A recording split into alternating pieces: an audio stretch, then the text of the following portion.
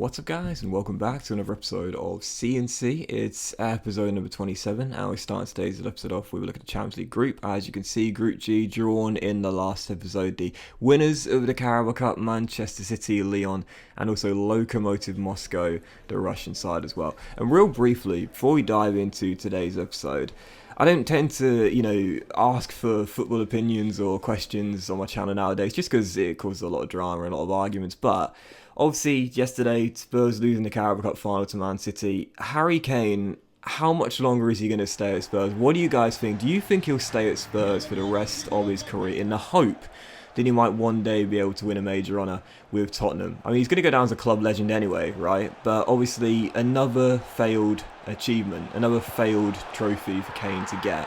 Do you think he'll stay at Spurs for the long-term future? I mean, I still think he will. I genuinely still think he'll stay at Spurs. I know that at some point you think the instinct is going to kick in and he's going to realise that no Spurs fan will begrudge him for leaving to win some trophies. But it's a difficult one, isn't it? Because, he's so loved there. Captain, legend, obviously the Reese's captain, but, legend at Spurs.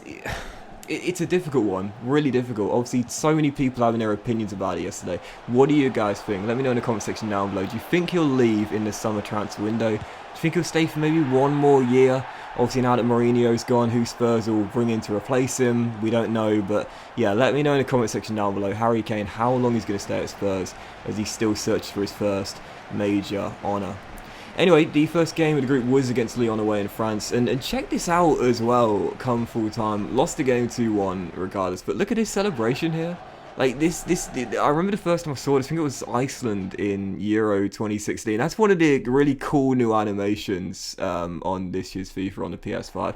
Since the game has come to next gen, obviously, you do see some new celebrations, some new animations, especially those last-minute celebrations as well. That's the first time I've seen it. I don't know if that's on current gen or not. You'd have to let me know in the comments if it is. But it certainly is on the PS5. I don't actually know the origin of that celebration. If anyone knows, again, let me know in the comment section down below. But again, the first time I saw it was with Iceland back in the Euros. Who actually created that celebration, I'm not entirely sure, but lost anyway 2-1. We know this is going to be a tough group to get out of, and our first ever European game does end in defeat. For the second game of today's episode, this was Frankfurt, back in Germany and back in the Bundesliga as well. Obviously, our last two games, both ending in defeat, both away from home. First 4-1 at the Olympia Stadion, and then that 2-1 loss at Lyon as well. So obviously, really pleased to be back playing home.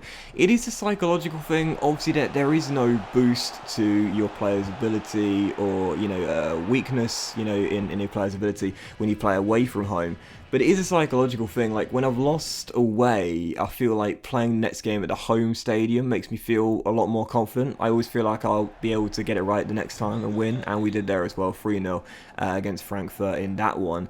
And heading into the following game, Bremen away from home. This one very interesting indeed. 5 minutes in, looking for our first away win after none in our last two. Already getting the opening goal of the game through that man again, Ransford Yeboah. 3 straight golden boots to this guy. I'm going to try every single season in this save to get him the golden boot every single season, and that is a definitely doable objective for what is such an amazing striker in this game. And 8 minutes in, he gets his second goal as well. I know how difficult it's going to be in a 34-game season to do it, but also, if I can get this guy to the Ivan Toney, Samuel Bell 40-goal season, I'll be buzzing. Had the chance back in Season 1 in the Free Liga, wasn't able to do it. But I think it's possible. I think it's possible. Even in a 34-game season, I have so much confidence when using this striker. He's so good in this FIFA. If you're looking for an RTG striker that won't cost you much to bring in, he's got rapid pace and he can play on the right-hand side as well. Ransford Yeboah, guys, I'm telling you, he's grown like a madman in this save. He is just so good. But despite him scoring the first 2 goals of the game here, this is just FIFA in a nutshell. We were 2-0 up away at Werder Bremen, and then before the break, before we knew it, we were 3-2 down. It is crazy how topsy-turvy games are in this year's FIFA, and that's why 9 minutes after the restart, I wasn't surprised to see once again another tie in the game as Gadikli was rolled forward and made it 3-3. So 6 goals in 55 minutes, and there was 16 minutes on the clock. A chance for us to get back in front for the second time in the game, make it 4-3. Gadikli rolls through, guess who? Felix Agu who makes it 4-3 and ends up winning us the game in a 7-goal thriller, scoring the game winner against his former team. It's like Football Manager, isn't it? It's like FM. You know, in FM, like the player who you just signed from a club will always have a stormer against his former team. Always happens in FM. Like the player will always score or put in a man of the match display. It's like Football Manager, isn't it? And 4-3 the final score. So do get the win in what was a very hard fought 7-goal thriller, but it kind of just epitomises the way that FIFA has gone this year, and a little bit of last year, I suppose, as well.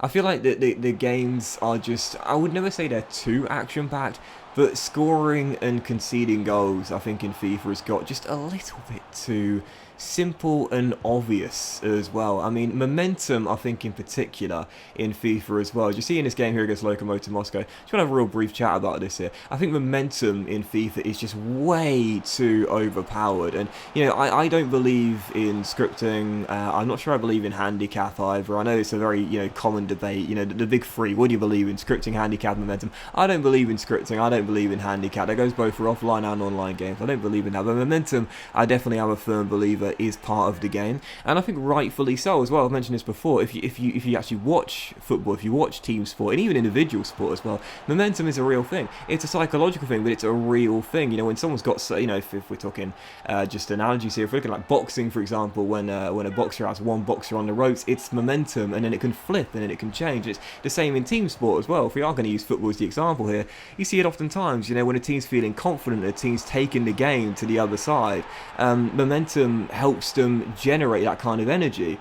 It's it's a real thing. It's a psychological thing, but it's a real thing. So I'm all for momentum being in the game, but at times it's just a little bit too obvious. You see Ransford Yeboah here. What a strike! That was Tony Yeboah-esque there from Ransford Yeboah in off the crossbar as we go 2-1 up after we're trailing this game here against the Russian side. But in the end, as you'll see here, still leading by 2-1. 11 minutes to go. Diawusi off the bench. Man, I don't use this guy anymore because I just can't get him in the team due to how good a Gil and Gatawa are, but I still love this guy, man. He was like a hero back in Season 1 and also Season 2 as well. Diawusi, always great to see him get involved and get a goal as well. But yeah, momentum, I'm a firm believer, is part of the game, and I'm all for it as well. I do believe it should be in the game because it's reflective of what you see in real sport, but it's just a little bit too overpowered, isn't it? You see 4 players going to the Germany national team here, Agu, Wagnerman, Ramsey, and Simon, our first youth player, getting a call up as well. It's a little bit too overpowered because in that game there against Werder Bremen, for example, we're 2-0 up and we're cruising, and then as soon as the hosts get a goal back in the game, suddenly, I mean, it's very hard to explain this when you're just watching the footage and you're not playing the game yourself. It's hard to understand it when you're just watching someone else play, but I literally just felt as though I was just powerless. They just kept on coming forward and I could not stop them. So when I went 3-2, I wasn't even surprised that I thrown away the 2-goal lead.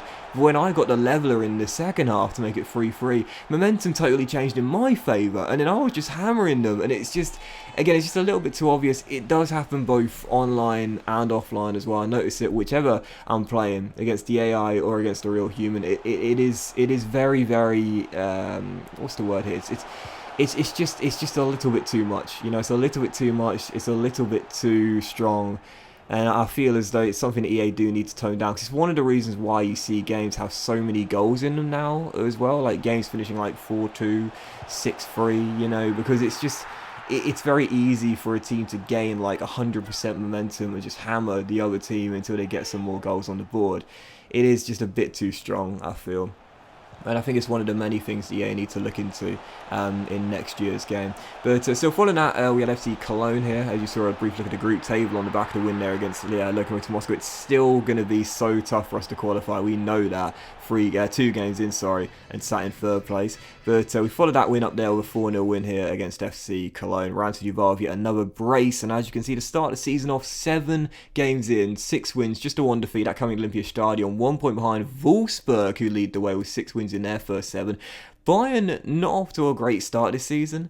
Even Hertha Berlin, who beat us, also not off to a great start. So that's kind of interesting. The top 2 kind of stumbling a little bit out of the blocks and out of the gates. I'm sure they'll get it right not before long. But yeah, that was me thinking this year, if we're going to challenge for the title and try and win the Bundesliga, the team we'll have to worry about is, unsurprisingly, the best team in Germany, Bayern Munich. But instead, Little bit of a slow start for Bayern Munich with the quality they've got. I'm pretty sure they'll sort it out not before long. But I'll look at fixture October as well. As you can see, we've got Mainz in the cup, the second round even, the DFB Pokal, which we go into, and also Man City as well in match day 3 in the Champions League group stage. I think the results against Man City could prove to be crucial, and they surely will prove to be crucial now as well, on the back of the defeat to Lyon on match day 1.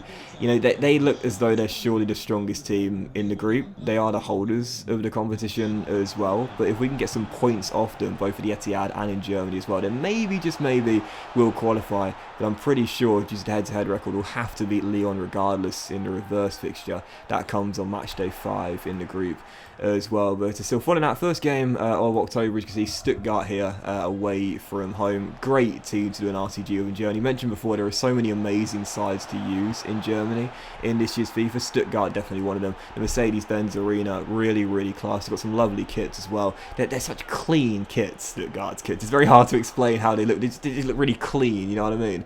But still, we were leading by 2-0 anyway in the first half, and then the second half, 4 minutes after the restart. Kind of similar to what I was talking about earlier. It's like momentum was in my favour here, so it just felt as though my players were faster than the AI's players. Just felt as though my players were stronger. They just seemed to make the right runs as well, and we went 3-0 up, 4 minutes after the restart. Ransford Jabal, I tell you, he'll certainly be having a great chance to win the Golden Boot again, but it's the 40 goals I want for Ransford Jabal. All these Golden Boots are great, man, but it's the 40 goals that I want. I've done it twice, once with Tony, once with Samuel Belbo in a top tier. I want to do it with someone else. I'd love to do it with Ransford Jabal. He is such a class striker in this year's FIFA, man. Again, if you are looking for a budget RTG option and you don't got much money in your CM, then Ransford Jabal. He's got so much pace, and due to the development plans in this year's FIFA as well, you can get him into the complete striker as the years go by. He is absolutely amazing in this year's game. Regardless, because of the win there, as you can see, Wolfsburg slipped up in their fixture, which means they drew for the second time, and we go top by a point. 6 clear of Bayern in 5th. Have only won 4 of their first 8 games, but the league's highest scorers, no surprises there, and 8 games in, top of the table, a long way to go, but really awesome start. But that was this episode of CNC, guys, so thank you for watching. Hope you have enjoyed it. Loads of things to talk about today. Please do let me know in the comment section down below, what do you guys think? Spurs fans as well, is Kane going to leave in the summer transfer window? I want your opinions in the comment section down below. I still think he'll stick with you, but let me know in the comments. Have a great day, guys, much love, and I'll see you for the next episode of CNC very soon.